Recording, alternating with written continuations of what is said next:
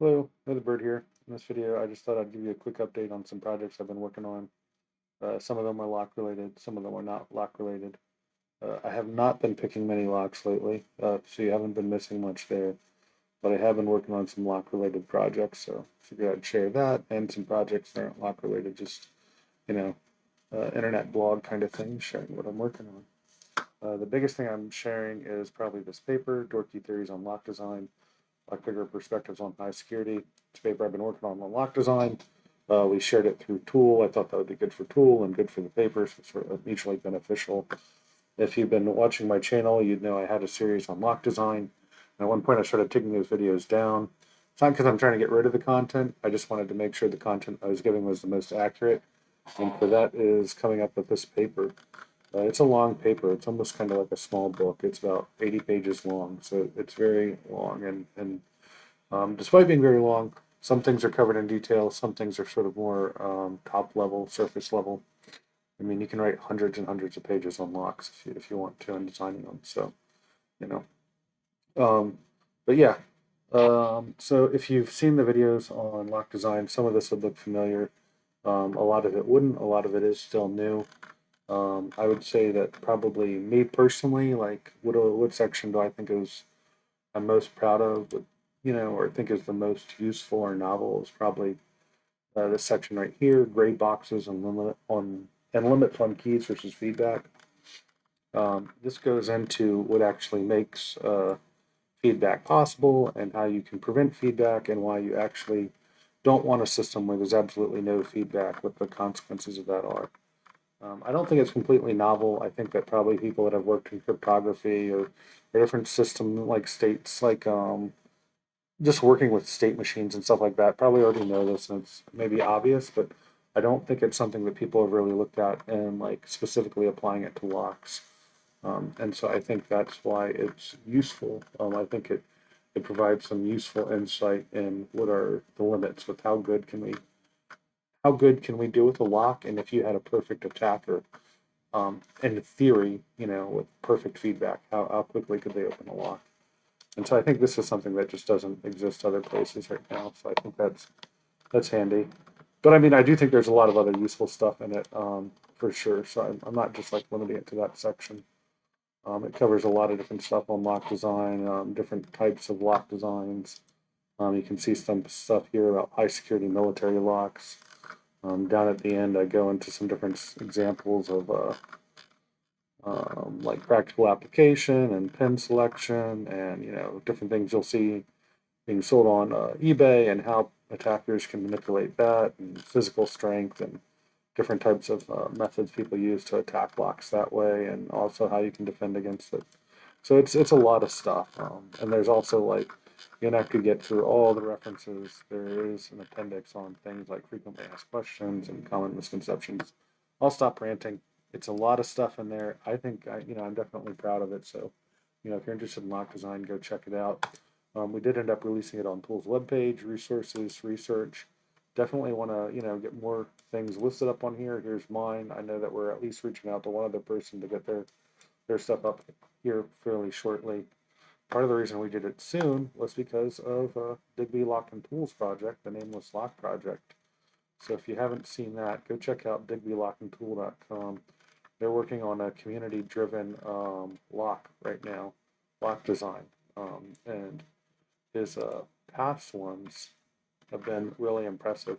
I never got to play with Alpha, but I have got to try to pick Bravo at one point. I'm pretty sure. I don't know if there were different versions of this or anything, but I did get to play with one of these, um, and I think it was Bravo that I got to play with, and I did not pick open. But just like an example of very well made locks and how much harder it makes the lock to pick, and I think some people have definitely got it open. I think there's some videos on that online too, but a very cool project nonetheless. A lot of good stuff on that page too. So go check that out if you haven't seen it already. He's set up a Discord page too, as far as working on the project. But yeah, that was part of the motivation of trying to get this paper released, because I thought it kind of went along with this project as well. So it seemed like decent timing. What's the other big project I'm working on? Sorry, I'm not trying to ramble too much. The other one is this LockSys project. So this is I'll just read this real quick. Low resource, high security access control library in C. It's designed for microcontrollers and offline embedded systems, featuring constant time pin checks, HMAC-based storage, and platform agnostic how hardware abstraction layer. So the idea is this is basically developing C-based firmware you could use for embedded systems, microcontrollers, or you could use it on Windows or POSIX or whatever you want to use it on, your Raspberry Pis, your Arduinos, and it's sort of supposed to be a pre-built library where you can a pre-built library for like implementing a lot of the stuff I talked in this paper about, like how do you do high security design. It's not finished yet, so this is also like, hey, if you're a programmer and you want to help out, feel free to reach out and work with me on it. I would love to have some company or somebody interested in working on this too. So right now it's just me, but I've got the basic framework set up. It does build for Windows right now. I was thinking I would show that, but let's see if you want to go through it real quick. It does build in Windows. It's fairly easy. If you go to the README, you can go through everything, and it goes you step by step through which commands you need to do. It's kind of neat in the sense of it does like encrypt the pins, and you have device keys um, that generate those into like some secure storage. So even if you like were able to look inside the memory, you don't necessarily get anything useful. Like there's root admin, but the pin is hashed with a device key and then signed with an HMAC.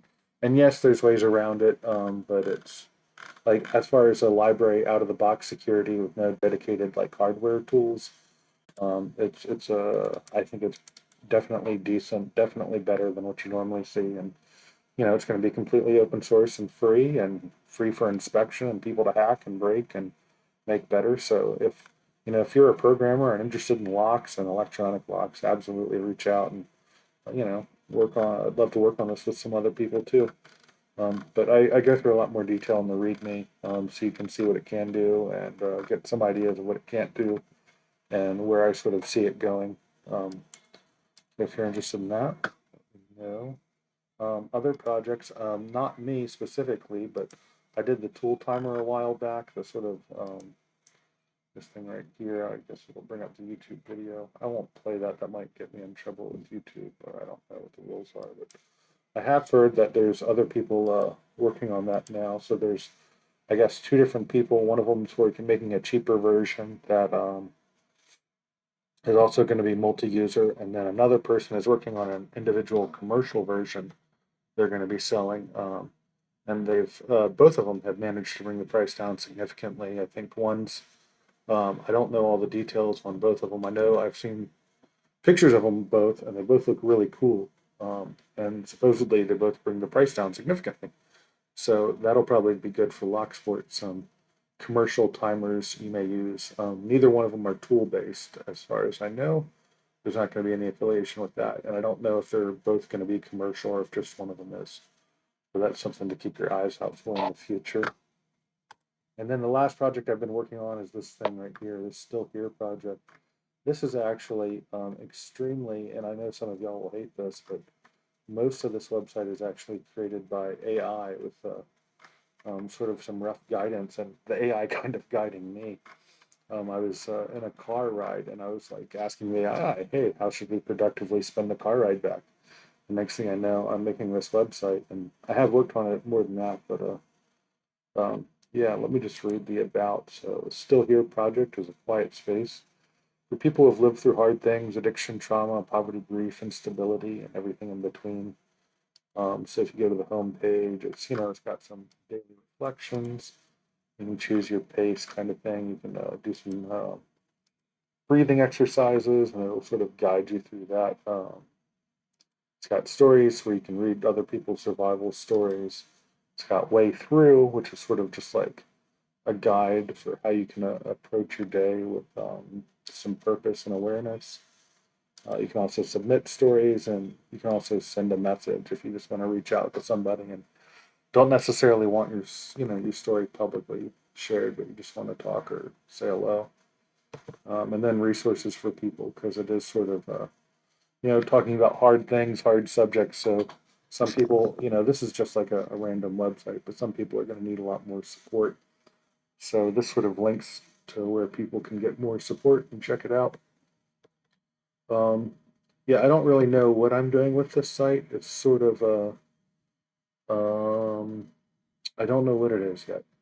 I'll be honest. It's something that I don't want to get rid of, and I kind of like it, but I also don't really know. It's almost like a park bench, if that makes any sense. I don't ever expect this to be like big or super popular or anything like that, but it's almost like a park bench where you can stop and just take a seat kind of thing, and go on your way, and just relax for a moment. So, anyways, I probably talked way longer than I should have, so I'm gonna start wrapping it up. Maybe I'll make another video. I did get some cool locks recently, and I can pick a couple of them.